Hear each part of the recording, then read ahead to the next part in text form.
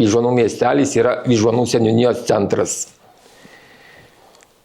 Šią gražią pavasario dieną mes išeinam į lauką ir džiaugiamės gražia Vyžuonų gamta, gražiais pastatais, bet manau, kad gražiausia yra mūsų žmonės. Yra darbštus, kūrybingi, kartais susispyrę, bet viso to reikia, kad mūsų Vyžuonos būtų gražios. Vyžuonų seniūnija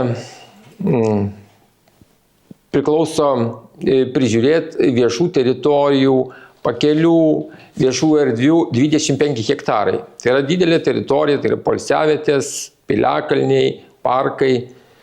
Bet jeigu patys žmonės neprižiūrėtų savo kiemų, savo artimų erdvių, tai kas iš mūsų tos priežiūros? Tai aš visą laiką kviečiu ir akcentuoju, kad pagrindas yra žmonės. Ir tie žmonės kūrė tą vertę.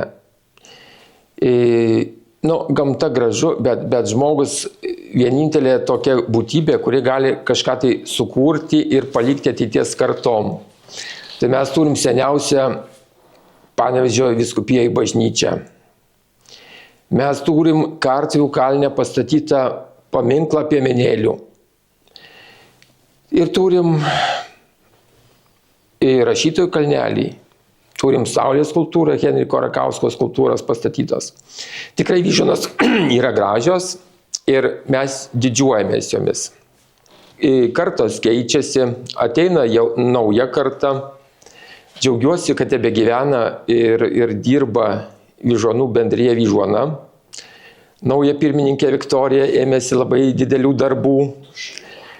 Daromi dideli renginiai ir šį gegužį 23 dieną bus Minkiai Vyžuonas ir šeimų diena, didelis renginys.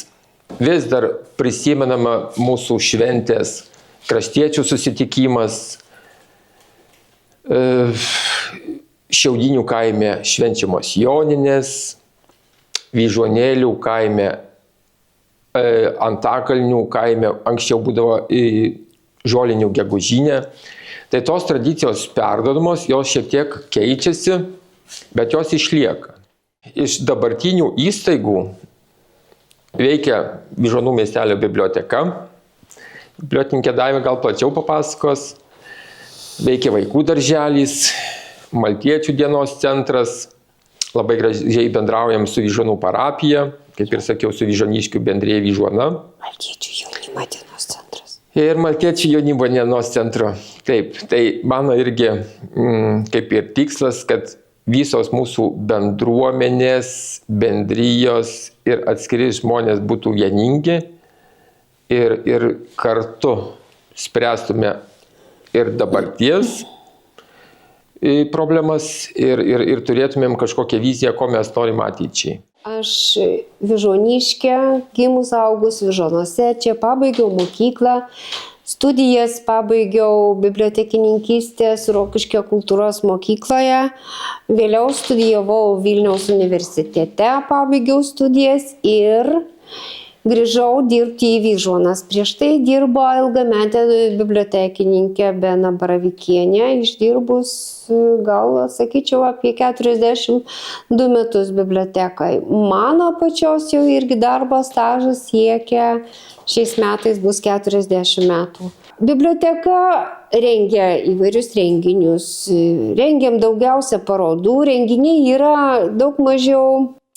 Per metus, sakykime, jeigu ataskaitą teikiant, tai būna 7-8, didesni parodų skaičius yra didesnis. Šiai dienai mes čia turim mūsų mokykloje dirbusią informatikos mokytoją Robertą Kybortą, drožtų darbų paroda, tai dėžutės ir verpstės. Tai va, šiandien noriu pristatyti jo parodą, nes jinai tikrai, žinokit, buvo lankoma ir dar lankys, nes paroda dar veikianti.